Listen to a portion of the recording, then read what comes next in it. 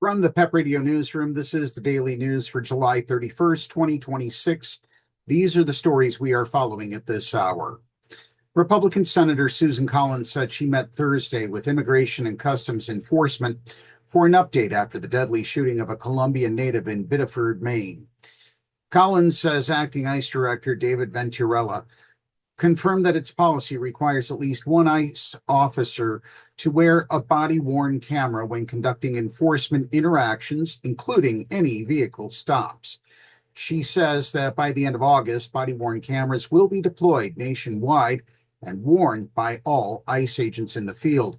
Collins, who is the chair of the Powerful Appropriations Committee, said that Venturella told her that Homeland Security has awarded a contract to purchase additional body-worn cameras and that they will start being shipped to field offices next week.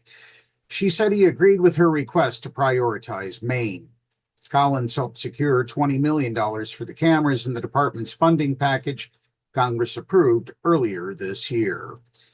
In other news, the New Mexico Attorney General is requesting the state's foster care system work to return a 15-year-old American citizen from Mexico after staff took the child to a Texas border crossing and allegedly forced him to walk across the border to be reunited to his estranged mother. A civil lawsuit filed by State Attorney General Raul Torres against New Mexico's Children, Youth, and Families Department said its staff drove the minor to El Paso, Texas on July 6th. The complaint, filed July 28th, said the youth was instructed to cross the border bridge alone to find his mother, a Mexican national who was arrested on drug-related charges and deported earlier this year. Torres's office is also asking a state judge to issue a temporary restraining order to block future reunifications that involve removing children from the United States unless those have court approval. The state of New Mexico cannot claim to protect children while abandoning one of its own at an international border, Torres said in a news release. The documents said the child crossed into Mexico, wasn't immediately able to find his mother, and then ran back across several lanes of traffic and re-entered the United States.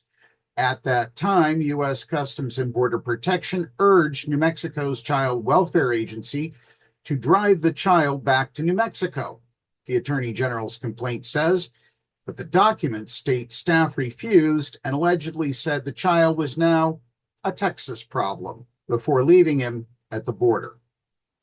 And finally, Seattle's police chief resigned Thursday amid criticism that the city was slow to release key information about a fatal shootout at a food festival last weekend.